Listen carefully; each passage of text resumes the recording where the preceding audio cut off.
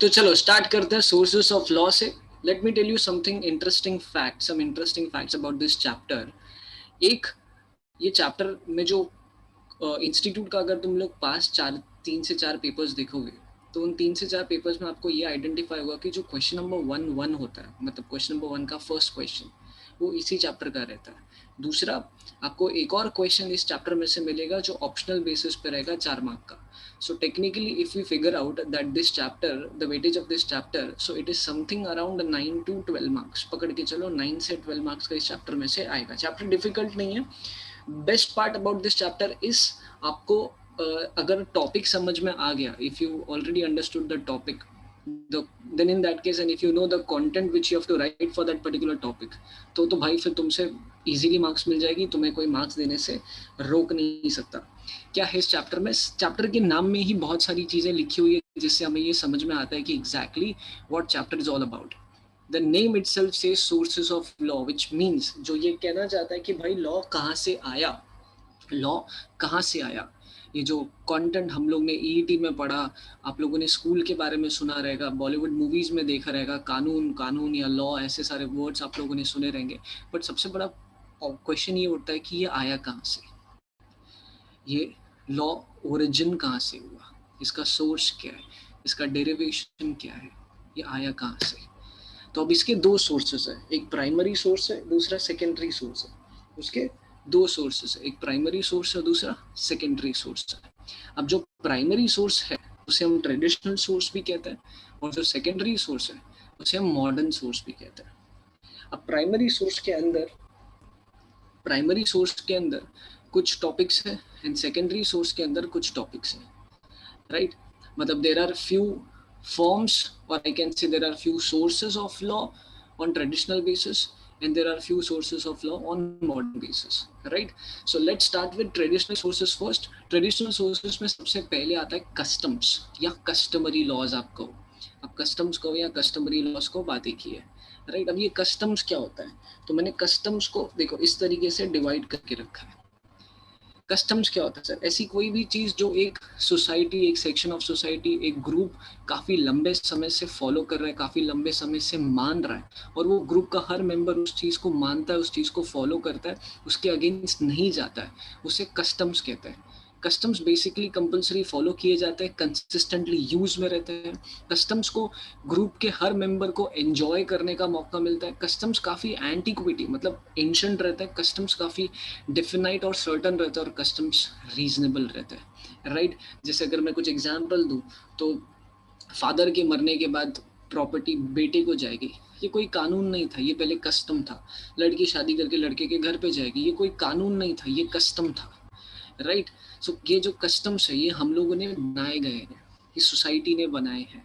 अब ये जो कस्टम्स है ये दो कैटेगरीज में डिवाइड होता है. इंस्टीट्यूट तुमको दो तरीके के क्वेश्चंस कस्टम्स से पूछ सकता है. एक, what are the valid forms of customs, मतलब फीचर्स ऑफ कस्टम्स, कस्टम्स के क्या फीचर्स हैं. जो आप ये रेड में देख रहे हो, एंटीक्विटी, डेफिनाइट, रीजनेबल, ये जो आप रेड में देख रहे हो ये उसके फीचर्स है. फिर उसके नीचे आप देखोगे तो मैंने उसके टाइप्स लिखे. तो एक कैटेगरी आएगा फीचर्स, दूसरा कैटेगरी आएगा टाइप्स, राइट. अब कस्टम्स दो कैटेगरीज में डिवाइड होते हैं, विदाउट सैंक्शन, दूसरा विद सैंक्शन. अब विदाउट सैंक्शन और विद सैंक्शन, इन दोनों में फर्क क्या है सर?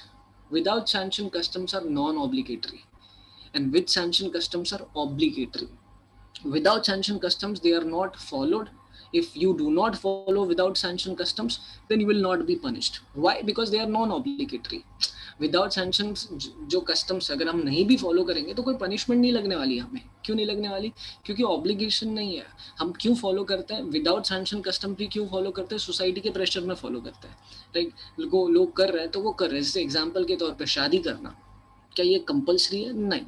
बच्चा पैदा करना, क्या ये compulsory है? नहीं. नहीं किया तो पनिशमेंट मिलेगी? नहीं. नहीं की शादी तो पनिशमेंट मिलेगी? नहीं. सो ये क्या, ये नॉन ऑब्लिगेटरी कस्टम्स है, राइट. और कुछ आते हैं customs with sanction. No, when I say customs with sanction, मतलब customs with punishment, which means if you do not follow those customs you will be punished. And such customs are enforced by law. Such customs are enforced by the state. Such customs are enforced by the government. But अब ये जो with sanction customs है, एक हो गया without sanction, दूसरा हो गया विद सैंक्शन. ये जो विद सैंक्शन कस्टम्स है ये दो कैटेगरीज में डिवाइड होता है. एक लीगल कस्टम्स और एक conventional customs. What do you mean by legal customs? वो कस्टम्स जो लॉ बन गए, द कस्टम्स विच कन्वर्टेड और which took the nature of law, उन्हें कहते हैं लीगल कस्टम्स। जैसे फादर के जाने के बाद प्रॉपर्टी बच्चे को जाएगी, ये इनिशियली कस्टम था, बाद में इसे इनहेरिटेंस लॉ में कन्वर्ट कर दिया, सो इसे कहते हैं लीगल कस्टम। नेक्स्ट आता है conventional custom. What do you mean bye conventional custom? Conventional customs generally trade related होता है, ऑफर एक्सेप्टेंस होना, क्रेडिट देना, या फिर एडवांस में पे करना। बेसिकली दो लोगों के बीच में, दो पार्टीज के बीच में जो भी अंडरस्टैंडिंग है, उसे कन्वेंशनल कस्टम कहते हैं। What do you mean bye conventional? Which is something old, something in use for a longer period, तो उसे हम लोग कहते हैं कन्वेंशनल कस्टम्स। तो ये ट्रेड यूजेज रिलेटेड होता है। Basically conventional customs are nothing but agreement between the parties, and whatever terms parties have agreed, both the parties should be mutually on concern on those terms, right. Legal custom और conventional custom दो categories में divide होते हैं। Legal custom और conventional custom दो categories में divide होते हैं, एक लोकल कस्टम, दूसरा जनरल कस्टम। अब what is local custom sir, and what is general custom?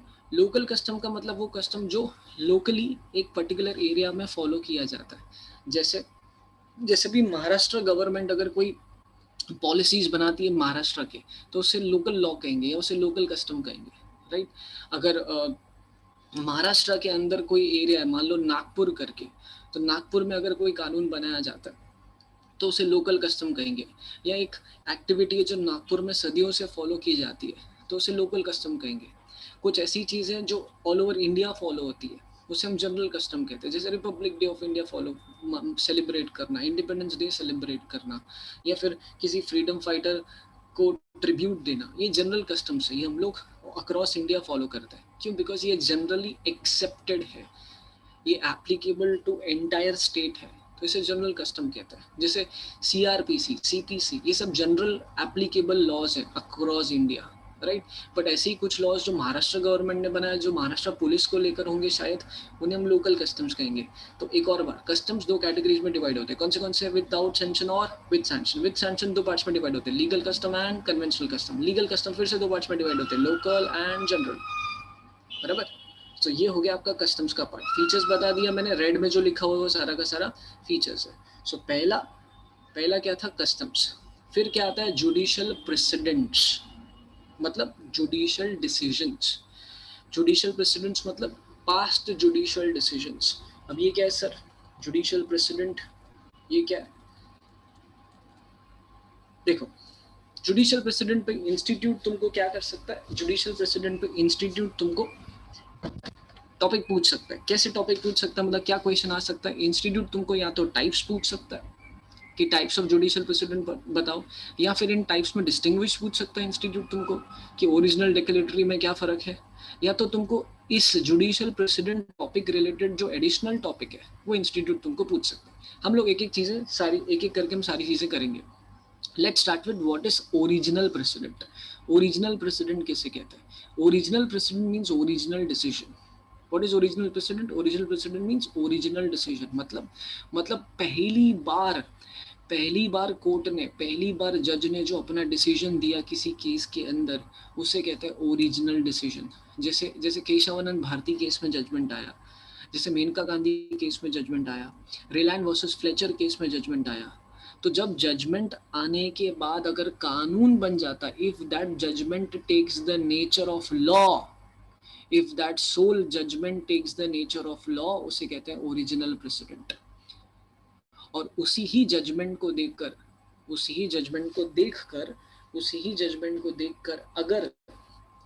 अगर हम और भी केसेस को सॉल्व करते हैं, तो जो हम और केसेस को सॉल्व करेंगे उसे हम डिक्लेरेटरी प्रेसिडेंट कहते हैं। मतलब सर समझा नहीं? मतलब when you solve the case by following the original president, the case which you solved, the decision which you given in that case, in that subsequent case, that decision will be called as a declaratory precedent, because that decision was declared on the basis of original decision, right? फिर तीसरा आता है आपका persuasive precedent। What is persuasive precedent? Persuasive precedent means a decision given by a court of same level, of same category, a decision given by a court of same level, of same category, declaratory president क्या होता है? Declaratory president original decision पे दिया हुआ जो decision है, original president के basis पे जो दिया हुआ डिसीजन है उसे हम डिक्लेरेटरी प्रेसिडेंट कहते हैं। फिर आता है परसुएसिव प्रेसिडेंट। परसुएसिव प्रेसिडेंट का मतलब होता है जब सेम कोर्ट का डिसीजन आता है तो उस डिसीजन का इम्पैक्ट बाकी सारे सेम लेवल कोर्ट्स पे परसुएसिव नेचर का होता है। जैसे एग्जांपल के तौर पे बॉम्बे हाई कोर्ट का दिया हुआ डिसीजन बाकी सारे स्टेट हाई कोर्ट्स के ऊपर परसुएसिव रोल प्ले करता है।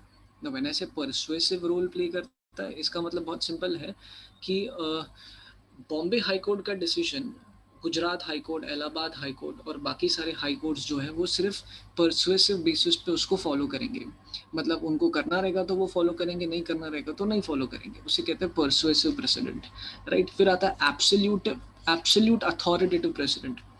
Now, what is authoritative precedent? मतलब एब्सोल्यूट अथॉरिटेटिव प्रेसिडेंट का मतलब होता है कि सुप्रीम कोर्ट के दिए हुए डिसीजन को इंडिया के सारे subordinate courts which are subordinate to Supreme Court, तो सुप्रीम कोर्ट के दिए हुए डिसीजन को इंडिया के सारे सबऑर्डिनेट कोर्ट्स चुपचाप फॉलो करेंगे, because the decision given by Supreme Court has absolute authoritative value upon all the subordinate courts in India, right.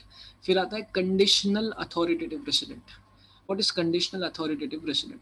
Now conditional authoritative precedent कहता है कि सुप्रीम कोर्ट का दिया हुआ डिसीजन सुप्रीम कोर्ट को छोड़ के बाकी सारे सबऑर्डिनेट कोर्ट्स पे कंप्लीटली एब्सोल्युटली बाइंड करेगा, बराबर, बट सुप्रीम कोर्ट को छोड़ के। अब अगर सुप्रीम कोर्ट का डिसीजन सुप्रीम कोर्ट को छोड़ के बाकी सब पे बाइंड करेगा तो इसका मतलब ये है कि वो सुप्रीम कोर्ट पे बाइंड नहीं करेगा। और सुप्रीम कोर्ट पे बाइंड नहीं करेगा मतलब सुप्रीम कोर्ट क्या अपने डिसीजंस को ओवर रूल कर सकता है? क्या वो अपने डिसीजन को चेंज कर सकता है? हाँ जी, वो चेंज कर सकता है, वो ओवर रूल कर सकता है। सुप्रीम कोर्ट जब अपने डिसीजन को ओवर रूल करता है, सुप्रीम कोर्ट जब अपने डिसीजन को चेंज करता है, तो जो चेंज करके डिसीजन आता है उसको हम लोग कहते हैं कंडीशनल अथॉरिटेटिव। उसको हम क्या कहते हैं? Conditional authoritative. What is conditional authoritative? It means that the Supreme Court decision is conditionally authoritative upon Supreme Court. However, it is absolutely authoritative on all the subordinate courts in India. और यही कुछ article 141 में भी लिखा हुआ है। What is ratio decidendi? अब मैं कुछ एडिशनल टॉपिक्स की बात कर रहा हूँ। What is ratio decidendi? Ratio decidendi का मतलब होता है रीजंस विद डिसीजन। वैसे रेशो डेसिडेंडी एग्जाम में आकर गया है, आर्टिकल 141 आने के चांसेस है। तो रेशो डेसिडेंडी का मतलब क्या होता है? Reasons with decision, which means India का कोई भी कोर्ट, किसी भी लेवल का कोर्ट जब डिसीजन देता है तो वो डिसीजन हमेशा रीजंस के साथ होना चाहिए कि कोर्ट वो डिसीजन क्यों दे रहा है, उसके पीछे के क्या रीजंस है, तो वो रीजंस के साथ देना चाहिए। तो उसको उसे कहते हैं reasons with the decision. Ratio decidendi का मतलब होता है reasons with the decision. Obiter dictum, obiter dictum का मतलब होता है something which is said by the way, anything which has something which has no relevance with the case but it has been said by the judge, इसे कहते हैं obiter dictum. मान लो कोई philosophical बातें कर दी जज ने तो उसे हम ऑबिटर डिक्टम कहते हैं, राइट। सो रेशो डेसिडेंडी मतलब reasons with decision and obiter dictum मतलब something which is said by the way, right. अच्छा, उसके बाद आता है stare decisis. Doctrine of stare decisis exam में ऑलरेडी आकर गया। What is stare decisis? Stare decisis का मतलब होता है स्टैंड बाय योर डिसीजन। इसका मतलब क्या होता है कि अगर कोई डिसीजन दिया है, अगर कोई जजमेंट दिया है, अगर कोई डिसीजन दिया है, अगर कोई जजमेंट दिया है, तो फिर उस केस में you have to stand by your decision, right. तुमको तुम्हारे डिसीजन पे स्टिक रहना चाहिए, तुम्हें तुम्हारे डिसीजन को चेंज नहीं करना चाहिए। कब तुम्हें तुम्हारे डिसीजन को चेंज नहीं करना चाहिए? कब ऐसा नहीं करना चाहिए? जब ऐसा सिचुएशन अराइज हो जहाँ पे फैक्ट सेम हो, लॉ एप्लीकेबल सेम हो, प्लस कॉमन फैक्ट्स और कॉमन लॉ का कॉन्सेप्ट हो, रेमेडीज जो कोर्ट एक्सपेक्ट कर रहा है कोर्ट देगा वो भी सेम हो, पहले किसी केस में ऑलरेडी हो चुका है उसको ध्यान में रखते हुए अगर ये सारी चीज़ें सेम हो, तो जो केस इन हैंड है, जो केस हाथ में है, तो उस केस में डिसीजन बदलना नहीं चाहिए। उस केस में भी वही डिसीजन देना चाहिए जो डिसीजन ऑलरेडी प्रीसीडिंग केस में दिया था। So that is what is called as stay decisis, that you should stick to your decision if the facts are same, if the law applicable is same, if the relief to be given is same, so you should stick to your decision. तो इसे कहते हैं stay decisis, right? So दो चीजें मैं discuss कर चुका हूँ तुम लोगों के साथ। एक आपका आता है कस्टम्स और दूसरा आता है आपका जुडिशियल प्रेसिडेंट। जुडिशियल प्रेसिडेंट के बाद हम लोग अभी जंप करेंगे सबसे इंपॉर्टेंट चीज पे, जिसे कहते हैं legislation as a source of law. What do you mean by legislation as a source of law? What is legislation as a source of law? Legislation as a source of law का मतलब होता है law made by the parliament. Law made by the parliament. Legislation means an institute who is being established just with a single purpose, that is to enact the laws. Legislation laws को या legislation as a source of law को enacted laws भी कहता है। What do mean by enacted laws? Enacted law का मतलब होता है law which is been made by an institution whose sole objective is to enact the laws. अब ये दो कैटेगरीज में डिवाइड होते हैं। इसका कुछ पार्ट कॉन्स्टिट्यूशन ऑफ इंडिया में भी आप लोग पढ़ते हो सबऑर्डिनेट लेजिस्लेशन के नाम से या डेलीगेटेड लेजिस्लेशन के नाम से, जो कॉन्स्टिट्यूशन में आपको लास्ट में दिखेगा। सो ये दो कैटेगरीज में डिवाइड होता है। एक होता है सुप्रीम लेजिस्लेशन और दूसरा होता है सबऑर्डिनेट लेजिस्लेशन। क्या फर्क है सर सुप्रीम लेजिस्लेशन और सबऑर्डिनेट लेजिस्लेशन में? इन दोनों कैटेगरीज में क्या फर्क है सर? सुप्रीम लेजिस्लेशन और सबऑर्डिनेट लेजिस्लेशन में क्या फर्क है? सुप्रीम लेजिस्लेशन का मतलब होता है law made by parliament. Parliament, India का पार्लियामेंट अगर उसने खुद कानून बनाया है तो उसे हम लोग कहते हैं सुप्रीम लेजिस्लेशन। बट अगर इंडिया के पार्लियामेंट ने कानून बनाने की रिस्पॉन्सिबिलिटी डेलीगेट कर दी है किसी इंस्टीट्यूट को, if the parliament itself has delegated the law making authority to some of the subordinate institutes, then in that case it will be called as subordinate legislation. It will be called as subordinate legislation. So parliament delegated the law enacting authority. When the parliament delegates the law enacting authority, it is called as subordinate legislation or it is called as delegated legislation. एक सवाल पूछता हूँ, थोड़ा शांति से बैठ के सोचना। अगर आपका आंसर्स ऑलरेडी आपको मेरे सवाल पूछने के साथ साथ आ जाता है तो समझो आपका रिवीजन बहुत सही चल रहा है। बट अगर नहीं आता है तो समझो कहीं तो गड़बड़ है। देयर इज समथिंग जहाँ पे तुम फॉल हो रहा है, जहाँ पे तुम्हें नई चीजें बराबर दिख रही, राइट? सो तो क्या क्वेश्चन पूछ रहा हूँ मैं? क्वेश्चन ये है कि डेलीगेटेड लेजिस्लेशन के कुछ टाइप्स होते हैं। मतलब जब पार्लियामेंट कुछ इंस्टीट्यूट्स को अपना लॉ बनाने का काम दे देती है, वो इंस्टीट्यूट्स कौन से हैं? या मैं ऐसा पूछूं सिंपल भाषा में कि डेलीगेटेड लेजिस्लेशन के टाइप्स कौन से हैं? बिकॉज वो टाइप्स ही वो इंस्टीट्यूट्स हैं, या मैं ऐसा कहूँ वो इंस्टीट्यूट से वो टाइप्स है। सो थिंक अबाउट इट कि व्हाट आर द फॉर्म्स और कैटेगरीज और types of subordinate legislation slash delegated legislation, पता करो, राइट? सो कंक्लूजन, जो सोर्सेस ऑफ लॉ का थर्ड कैटेगरी है जिसे हम लोग लेजिस्लेशन कहते हैं, that is law made by the parliament. It is divided into two categories, that is supreme legislation and subordinate legislation. Supreme legislation means law made by the parliament and subordinate legislation means law made by the authority to whom the parliament has delegated this power of making law. चौथा category आ जाता है आपके personal loss. अब personal loss की इस देश में जगह एकदम अलग लेवल पे है। पर्सनल लॉस की हमारी कंट्री में एक अलग लेवल पे उसका स्कोप है। अब पर्सनल लॉस क्या होता है? Personal laws are those laws which are of not customary nature, are of those laws which are not made by the parliament, right? So obviously those laws are made by the parliament, कोई doubt नहीं है उसमें, but they have some special position in India. Personal laws are being followed by a certain category, a certain section of society, especially a society who has their own religion, who has their own customs to follow, own traditions to follow, right? So they are mostly, personal laws are mostly not covered by statutory laws. They are being applied and followed by certain section of society. Like for example, Hindus, they have their own Hindu laws. Muslims, they have their own Muslims laws. The Parsis, they have their own Parsi laws, right? And the question arises कि ये Hindu law कहाँ से आया, या मुस्लिम law कहाँ से आया, या पारसियों का लॉ कहाँ से आया? तो हिंदू लॉ अगर हम पास्ट में जाके चेक करते हैं तो पता चलता है कि हिंदू लॉ जो है वो हिंदू होली बुक में से आया, राइट? हमारे जो वेदास थे या हमारे जो राइटिंग्स थे, जो श्रुतिस थे, मतलब जो लिखावटें थी, हम लोग ने जो राइटिंग्स लिख के रखी थी, 4 वेदास कह दो आप, 4 वेद जो वेद है हमारे, ऋग्वेद, अथर्ववेद, सामवेद और यजुर्वेद जो है, फिर उनमें से हमारा महाभारत और गीता लिखा गया। इन्हीं इन्हीं सारे किताबों में से, इन्हीं सारे होली बुक्स में से हमने हमारे हिंदू लॉज बनाए। सिमिलरली मुस्लिम लॉज जो प्रॉफिट मोहम्मद के लिखे हुए उनके वो थे या उनके डिसाइपल्स ने उनकी लिखी हुई जो बातें थी, उन्हीं को ही फिर कुरान शरीफ में कन्वर्ट किया गया और उसी से ही फिर मुस्लिम लॉज बने, right. So if we sit and figure out that from where the Hindu laws and Muslim laws were actually originated, then the conclusion we come to arrive, like that the conclusion we basically come, the conclusion we arrive is that all the personal laws, they are being derived from their own holy books, right? So this was about the traditional source of law, about the primary source of law. Now we'll be focusing more on secondary source of law, the laws, or we can also call it as the modern source of law or the English source of law. ये तो हमने हमारी source थी जो उससे हमने law बनाए। कुछ ऐसी चीजें जो हम लोगों ने मॉडर्न बेसिस पे, मॉडर्न सोर्सेस ऑफ लॉ के थ्रू भी लाए, राइट।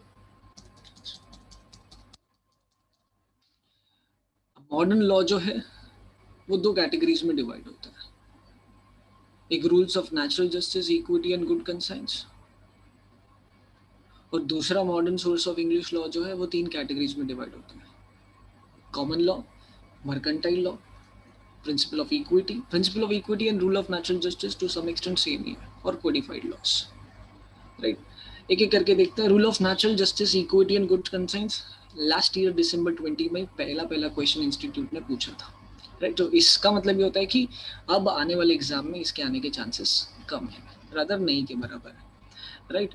फिर आता है सोर्सेज ऑफ इंग्लिश लॉ में common law, mercantile law, principle of equity, codified loss, right. Now let's discuss what is common law. What do you mean by common law? Common laws are unwritten or I can say uncodified laws. जैसे odd alternate polter is a common law, applicable everywhere, commonly applicable everywhere. जैसे a person cannot be a judge in his own case, so उसे कहते हैं common law, right? जैसे आपका ये आ जाता है ubi juris ibi remedium, right? For every right there should be a remedy. So ये सारे कॉमन लॉज है and they are applicable everywhere. कहाँ से आए हम लोग, ये कहाँ से उठाए, हम लोगों ने अंग्रेजों से लिए। इसीलिए आप नोटिस करोगे तो ये काफ़ी लैटिन भाषा में लिखे हुए हैं। क्यों लिखे हुए हैं? क्योंकि उनकी देन है, उनका ओरिजिनेशन है, हम तो सिर्फ रेफर करते हैं। फिर आते हैं mercantile laws. Mercantile laws basically trade related laws होता है, लॉज जो ट्रेड एक्टिविटीज इन सब में डील करते हैं, तो उन्हें मर्केंटाइल लॉज कहते हैं, राइट। फिर आता है आपका principal of equity. What is principle of equity? Principle of equity मतलब होता है कि if you ask for equity, first you should do equity. अगर आप ये एक्सपेक्ट कर रहे हो कि आपको इक्वल ट्रीटमेंट मिलना चाहिए, तो सवाल ये उठता है कि क्या आप इक्वल ट्रीटमेंट करते हो, और अगर हाँ तो उसे प्रिंसिपल ऑफ इक्विटी कहा जाता है। तो प्रिंसिपल ऑफ इक्विटी भी जो ये टॉपिक है, ये जो कॉन्सेप्ट है, ये हम लोग ने अंग्रेजों से लिया। और फिर आता है अंग्रेजों के बनाए हुए रिटन लॉस। हमेशा याद रखना, कोडिफाइड लॉ वहाँ काम करता है जहाँ common law, principle of equity, rule of natural justice ये सब नहीं काम करता।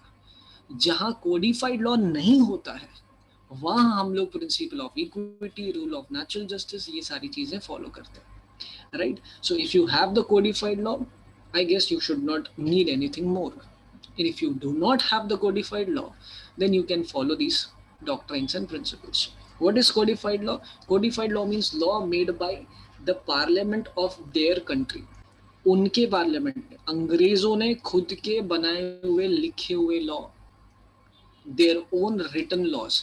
जैसे इंग्लिश कॉन्ट्रैक्ट एक्ट बाद में बन गया Indian contract act, English partnership act बाद में बन गया Indian partnership act, English company law बाद में बन गया Indian company law, transfer of property act उनका, हमारा transfer of property act same, arbitration conciliation act उनका, हमारा arbitration conciliation act same.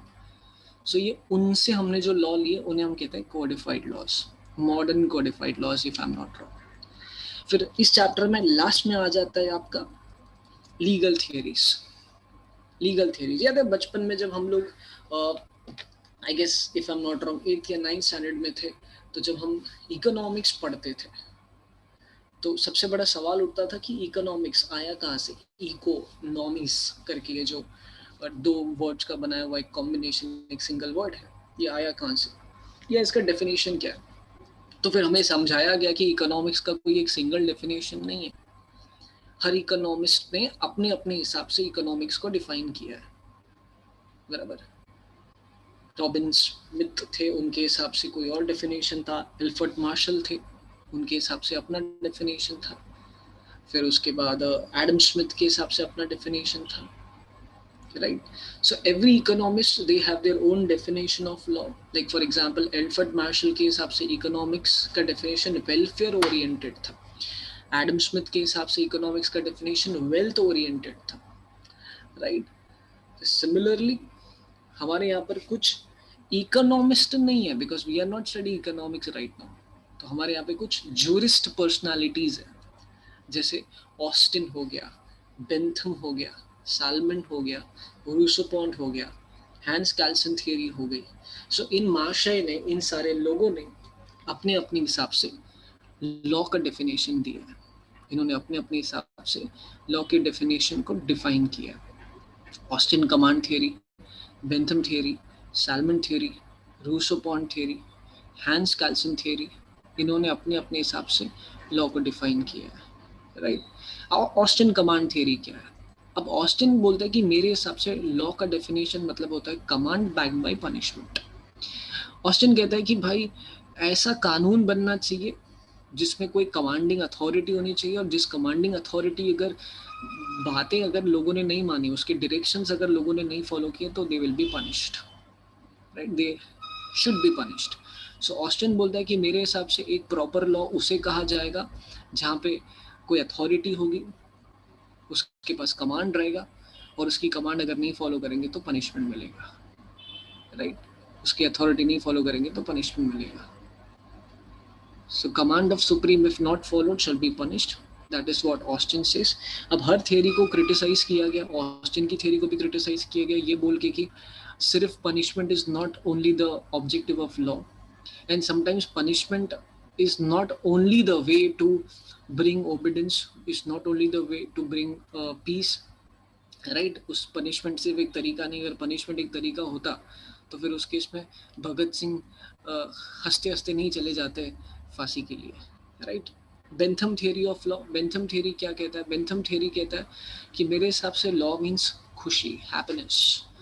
Bentham theory कहता है कि वो लॉस काफ़ी इफेक्टिव लॉस होंगे अगर वो सोसाइटी में हर इंसान की खुशी पूरी करेंगे, हर इंसान की यूटिलिटी पूरी करेंगे। Greatest happiness to greatest number is what Bentham theory is, greatest happiness to greatest number, ये बेंथम थ्योरी है, राइट। फिर आता है Salmond theory of law. What is Salmond theory of law? Salmond कहता है कि मेरे हिसाब से एक लॉ तभी इफेक्टिव होगा जब उस एरिया में, उस सोसाइटी में जिसके लिए हम लॉ बना रहे हैं, वहाँ पे एक एडमिनिस्ट्रेटिव अथॉरिटी होगी जो ये डिसाइड करेगी कि कौन सही है कौन गलत है, बेसिकली जो जस्टिस सर्व करेगी। सो सालमन का definition more over justice oriented है। सालमन के हिसाब से if we give the opportunity or if we give the chance to the disputing parties to decide who is correct, then in that case we cannot figure out the results, we cannot come to the conclusion, right? Because you cannot give this authority, or I can say chance, to the people who are at dispute to decide who is correct. So that, because eventually you cannot come to the conclusion in that case, and therefore you need some neutral administrative body whose objective is to find out, whose objective is to serve, and also to figure out who is correct and who is not correct. So Salmon theory is more over justice oriented. Rousseau-Pont theory, Rousseau-Pont theory बोलता है कि law और society का connection, law और society का relation काफी time तक साथ साथ चला है, काफी टाइम तक हाथ में हाथ डाल के ये लोग चले हैं, राइट। अब ये क्या है सर, इसका मतलब क्या है? What is Rousseau-Pont theory? Rousseau-Pont theory is equal to law is equal to society. Law is equal to society का मतलब ये होता है कि Rousseau-Pont बोलता है कि ऐसे सारे लॉज बनने चाहिए, ऐसे सारी लॉज को बनाना चाहिए जो सोसाइटी के satisfaction, सोसाइटी के ह्यूमन वांट्स को satisfy करे. मतलब law should be of such nature whose objective is to satisfy three interest. कौन से तीन इंटरेस्ट? Public interest, individual interest and society interest. But Rousseau bond theory को भी ये बोल के क्रिटिसाइज किया गया था कि सबसे पहले एक चीज याद रखो सर, सोसाइटी इंटरेस्ट और पब्लिक इंटरेस्ट ये थियोरेटिकली डिस्टिंग्विश किया जा सकता है, but practically public means the society and society means the public. So आपकी थियोरी में जो आपने ये तीन इंटरेस्ट डिफाइन किए, टेक्निकली तीन नहीं, दो ही इंटरेस्ट है, एक इंडिविजुअल दूसरा public. So I don't know why you have divided the interest in three categories, but eventually दो ही interest है. फिर आता है Hans Kelsen theory. Hans Kelsen theory बोलता है कि मेरे हिसाब से law is equal to norms. Norms means rules. Law is equal to normative science. Normative science cause and effect relation पे बेस करता है. जैसे हर एक्शन का एक ऑपोजिट रिएक्शन होता है, राइट? हर चीज का एक इफेक्ट होता है. तो हैंस कैल्सन भी बोलता है कि ऐसे लॉज बनने चाहिए जो नॉर्म्स बेस्ड, रूल्स बेस्ड होने चाहिए, और जिन्हें रूल्स नहीं फॉलो करेंगे तो उसका एक इफेक्ट, उसका एक इम्पैक्ट क्रिएट होगा, राइट? सो इसे हैंस कैल्सन थ्योरी में डिफाइन किया. बट एक अच्छी बात बता दूं मैं, ऑस्टिन और बेंथम थ्योरी और रूसो बॉन्ड थ्योरी एग्जाम में पूछा जा चुका है. साल्मन थ्योरी और हैंस कैल्सन थ्योरी के आने के चांसेस ज्यादा है. So this was your sources of law, this much from sources of law. कुछ हिंट देता हूँ, कुछ चीजें बोलता हूँ जिन पे ज्यादा ध्यान देना. कस्टम्स अच्छे से पढ़ना नहीं आया अभी तक. जुडिशियल प्रेसिडेंस अच्छे से पढ़ना नहीं आया अभी तक. आर्टिकल 141 अच्छे से पढ़ना नहीं आया अभी तक. सैल्मन थ्योरी अच्छे से पढ़ना नहीं आया अभी तक. हैंस कैल्सन थ्योरी पढ़ना अच्छे से अभी तक नहीं आया है. पर्सनल लॉज अच्छे से पढ़ना अभी तक नहीं आया है. देन आपका हाँ, ये आपका जो मॉडर्न सोर्सेस ऑफ लॉ है, सोर्सेस ऑफ इंग्लिश लॉ है, जिसमें common law, mercantile law, codified law और प्रिंसिपल ऑफ इक्विटी आता है. ये चार चीजें आती है. एक बार इसको अच्छे से पढ़ना, बिकॉज ये अभी तक नहीं आया है.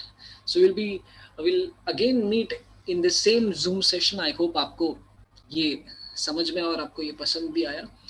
And yeah, so we'll be meeting again in next chapter, that is your Indian Registration Act. So till the time, sources of law एक बार अच्छे से रिवाइज करो. मिलते जल्दी. Bye bye.